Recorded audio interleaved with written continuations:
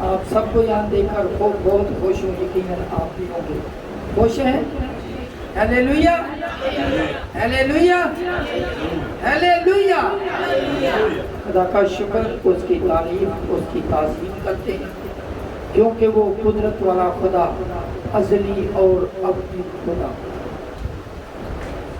آج کا دن بڑا خاص دن، آج کا دن بابرکت دن، آج کا دن عظیم دن۔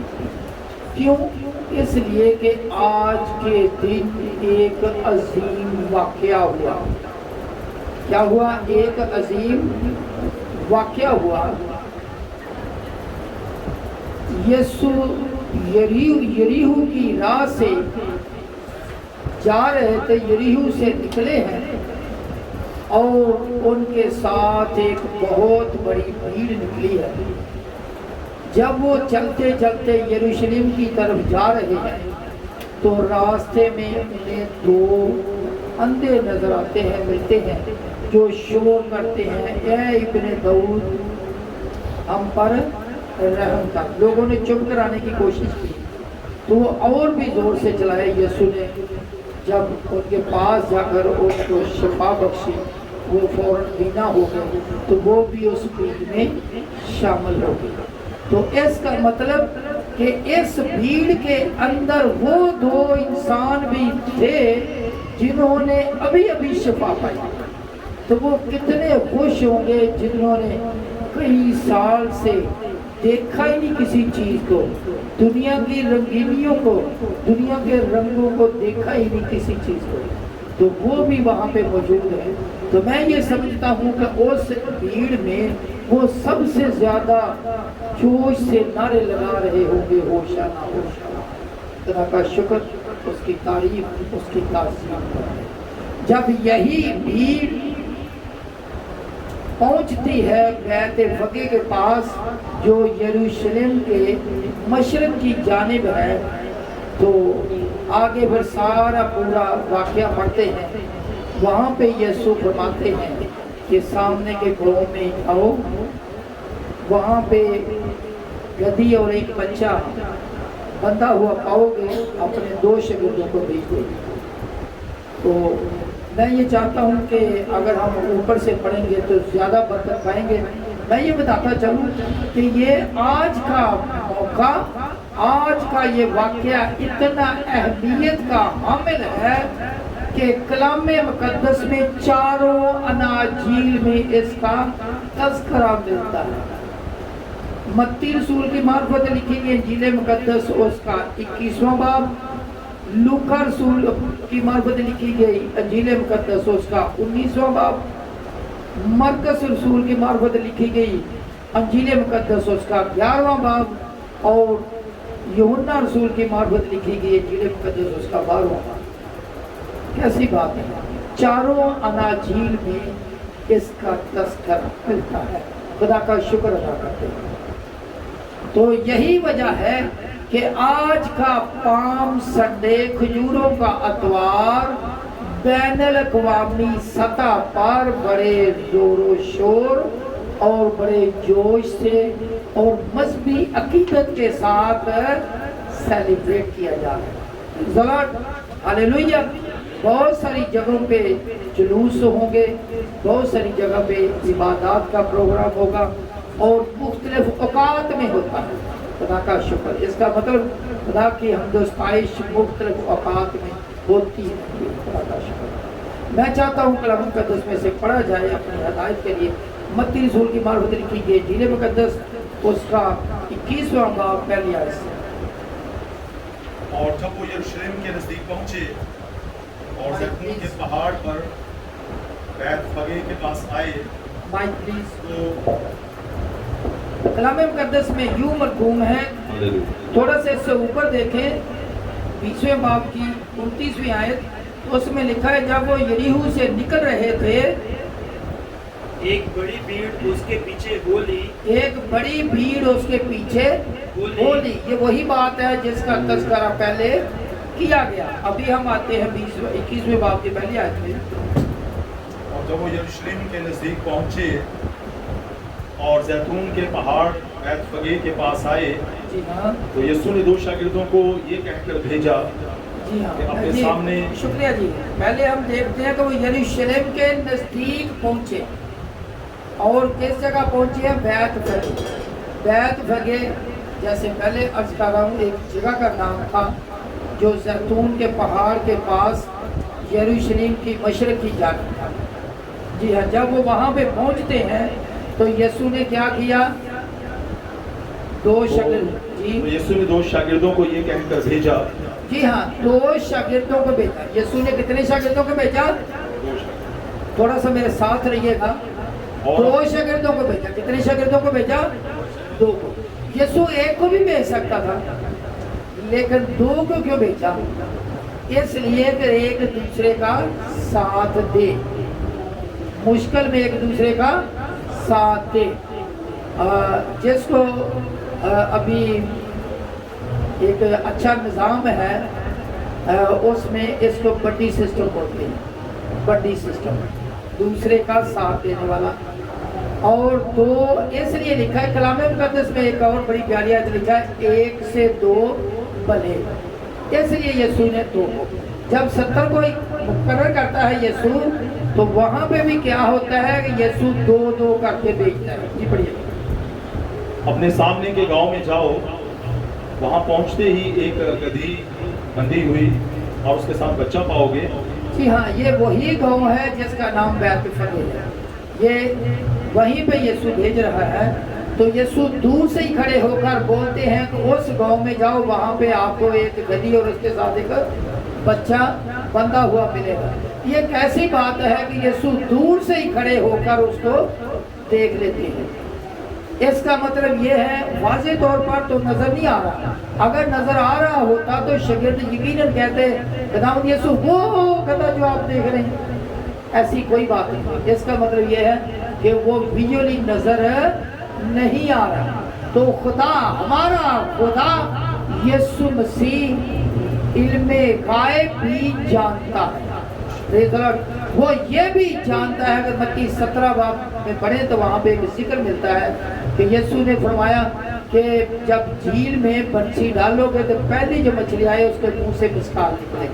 वो झील के अंदर मछली के मुंह में मिसकाल को भी जानता है। Praise the Lord.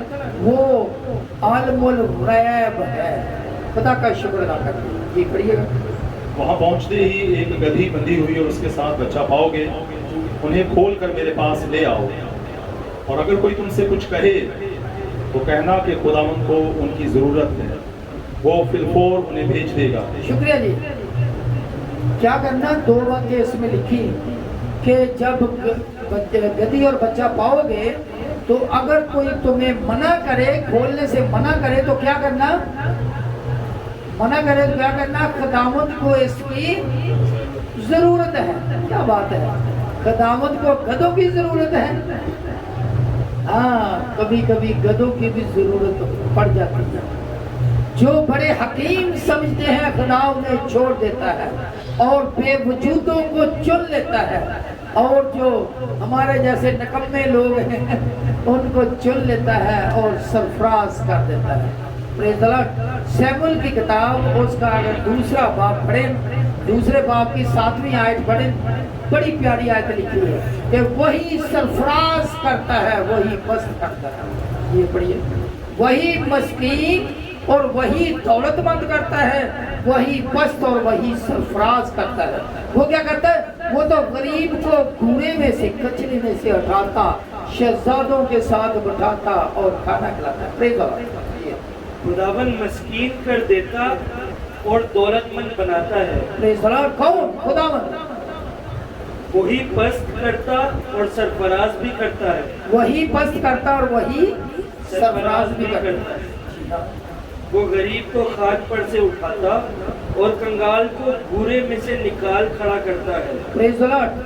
ताकि उनको शहजादों के साथ बिठाए, शहजादों के साथ बिठाए और जलाल के तख्त के वारिस बनाए। और जलाल के तख्त के वारिस बनाए। खुदा का शुक्र अदा करते हैं।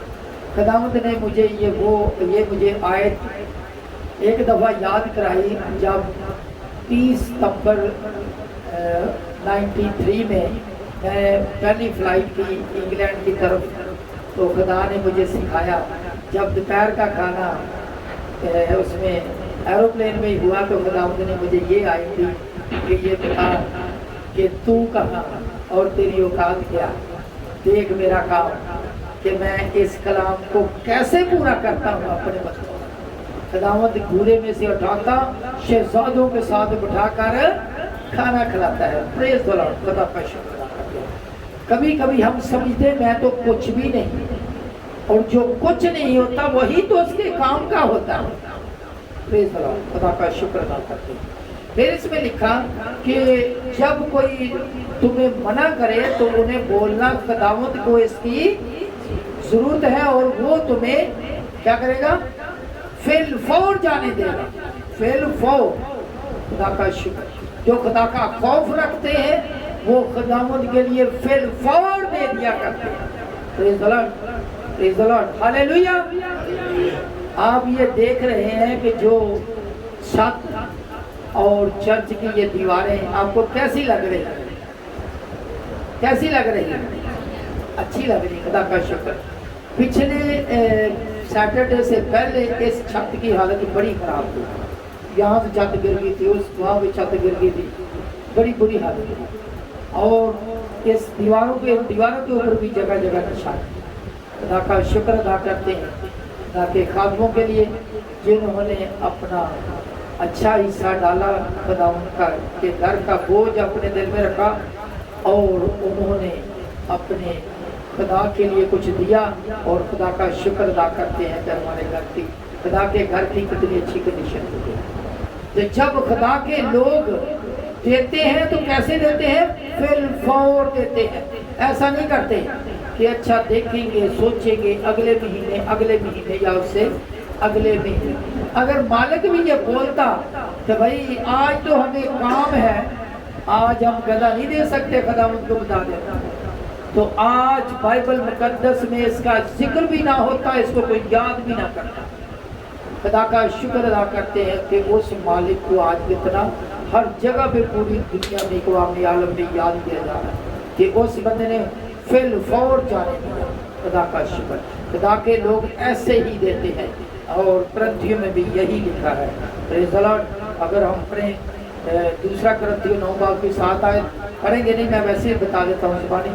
اس میں لکھا ہے خدا خوشی سے دینے والوں کو عزیز رکھتا ہے۔ خدا کا شکر ادا کرتے ہیں، وہ واقعی خوشی سے دینے والوں کو عزیز رکھتا ہے۔ جی آگے پڑھیے گا۔ اور اگر کوئی تم سے کچھ کہے تو کہنا کہ خداوند کو ان کی ضرورت ہے، وہ فی الفور انہیں بھیج دے گا۔ یہ اس لیے ہوا کہ جو نبی کی معرفت لکھا گیا تھا وہ پورا ہو کہ سیون کی بیٹی سے کہو کہ دیکھ تیرا بادشاہ تیرے پاس آتا ہے، وہ حلیم ہے اور گدھے پر سوار ہے، بلکہ لادو کے بچے پر۔ شکریہ جی۔ جو میں نے شروع میں بات کی کہ یہ کوئی عام واقعہ نہیں ہے، یہ بہت بڑا واقعہ ہے، تو کلام مقدس میں یہ پیشن گوئی پوری ہوئی جو زکریا کی کتاب اس کا 9واں باب اس کی 9ویں آیت میں لکھی ہوئی۔ میں چاہتا ہوں وہیں سے پڑھا جائے، اور کتنا پہلے کی پیشن گوئی مسیح میں یہیں پہ پوری ہوتی ہے، آج کے دن پوری ہوئی، اس لیے آج کا دن بڑی اہمیت کا حامل ہے۔ اے بیت صیون تو نہایت شادمان ہو، پریز دی لارڈ، تو نہایت شادمان ہو، اے دختر یروشلم خوب للکار، کیونکہ دیکھ تیرا بادشاہ تیرے پاس آتا ہے۔ دیکھ تیرا بادشاہ تیرے پاس آتا ہے۔ ہمارے پاس کوئی رشتہ دار آ جائے، کوئی عہدہ میں بڑا افسر ہمارا کوئی آ جائے، یا کوئی ملک کا کوئی بڑا سربراہ آ جائے، تو ہماری کتنی خوشی کی انتہا نہیں ہوگی، کتنی خوشی ہوگی۔ اور جس کے پاس بادشاہوں کا بادشاہ آ رہا ہے، اس کے لیے تو یہی لکھ رہا ہونا چاہیے، اور صحیح لکھا ہے، تو خوشی سے للکار۔ جی ہاں، वो सादिक है और नजात उसके साथ उसके हाथ में है। Praise the Lord. वो सादिक है और निजात उसके हाथ में है। हाँ, निजात उसके हाथ में है। जी हाँ, वो हलीम है और गधे पर, बल्कि जवान गधे पर सवार है। शुक्रिया। ये वही पेशन गोई जो ये वाली जो हमने पढ़ी ज़िक्रिया की किताब 9 बाब के 9 आयत में, ये वही आज पूरी है। तो लिखा है वो हलीम है और गधे पर सवार। गधे पर सवार होने वाला हलीम ही हो सकता है। क्यों? इसलिए कि गधा किसी को चीर फाड़ नहीं करता शेर की तरह, ना गधे के सींग होते हैं कि किसी को नुकसान पहुंचाए, वो हलीम है। और ना ही घोड़ों की तरह सरपट दौड़ता है, गधा स्लो चलता है। इसलिए इसका मतलब इसके ऊपर आने वाला सवार भी हलीम है, कोई जंग करने नहीं आया बल्कि अमन पसंद शख्स है। खुदा का शुक्र अदा करते हैं। तो इसी वजह से वो हलीम है, इसीलिए तो गधे पर सवार। खुदा का शुक्र अदा करते हैं। और जब वो हलीम है तो उसने, अगर मत्ती 5 बाब उसकी 5वीं आयत में पढ़े तो उसमें लिखा है कि मुबारक है वो जो हलीम है, क्योंकि वो जमीन के वारिस होंगे, क्योंकि वो जमीन के वारिस होंगे। खुदा का शुक्र। जो हलीम है, एक शेर है बड़ा प्यारा हलीमी के मतलब, जुबान के मतलब, नरम के मतलब, जहाँ राम होता है मीठी जुबान से, नहीं लगती इसमें कुछ मेहनत ज्यादा। खुदा का शुक्र, उसकी तारीफ उसकी तासीम करते हैं। तो जब यीशु आगे जा रहे हैं तो आगे क्या हुआ कि इस गधे के आगे और पीछे लोग हैं। जब वो देखते हैं कि यीशु उस पर सवार है, भाई जी मैं चाहता हूँ जल्दी से पढ़ दीजिए। बस शागिर्दों ने जाकर जैसा यीशु ने उनको हुक्म दिया था वैसा ही किया, और गधी और बच्चे को लाकर अपने कपड़े उन पर डाले और वो उन पर बैठ गया। और भीड़ में के अक्सर लोगों ने अपने कपड़े रास्ता में बिछाए, औरों ने दरख्तों से डालियां काटकर राह में फैलाई, और भीड़ जो उसके आगे आगे जाती और पीछे पीछे चली आती थी, पुकार पुकार कर कहती थी, इब्ने दाऊद को होश आना, मुबारक है वो जो खुदा उनके नाम पर आता है, आलम बाला पर होश आना।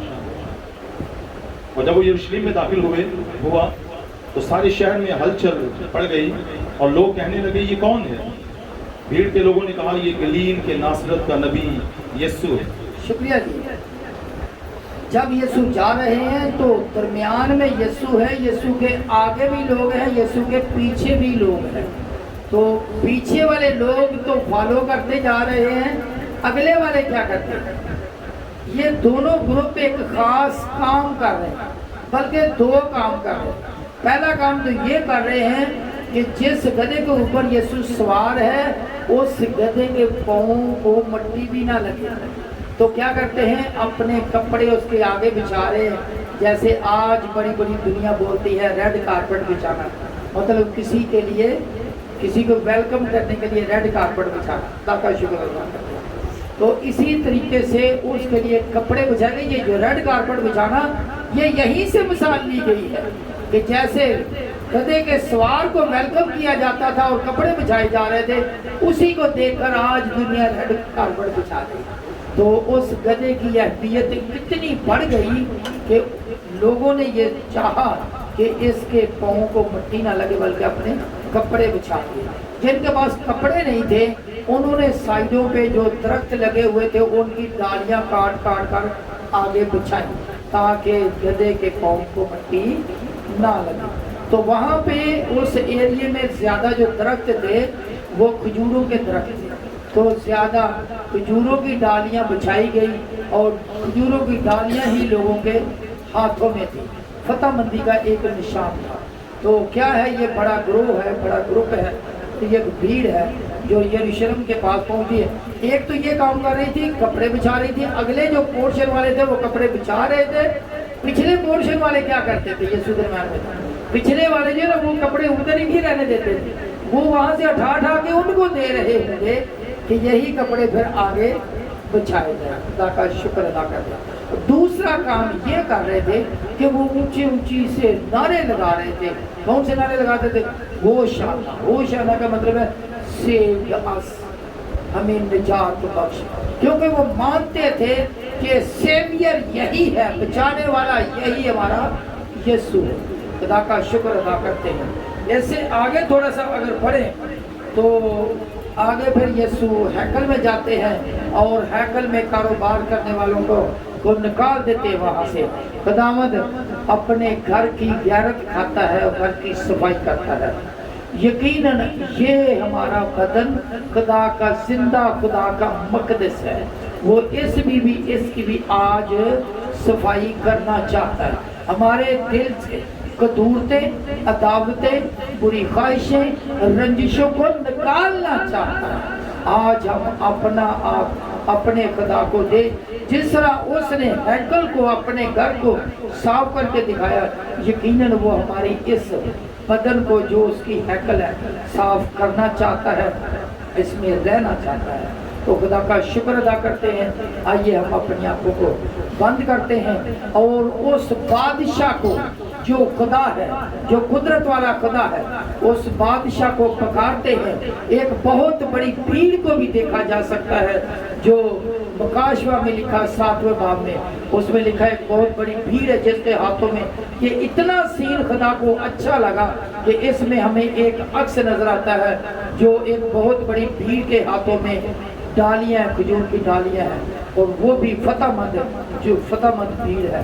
खुदा का शुक्र अदा करते हैं। फिर हम अपने यीशु को देखते हैं। मुकाशवा 19 बाब की 16वीं आयत को, उसमें लिखा है कि वो खुदाबंदों का खुदा, उसकी रान पर, उसकी पोशाक पर लिखा है बादशाहों का बादशाह। आइए हम अपनी आंखों को बंद करें और उस बादशाह को अपने अंदर आने की जगह दें और अपने आप को खाली करें। खुदा का शुक्र, उसकी तारीफ, उसकी ताज़ीम। यीशु मसीह नासरी के नाम से।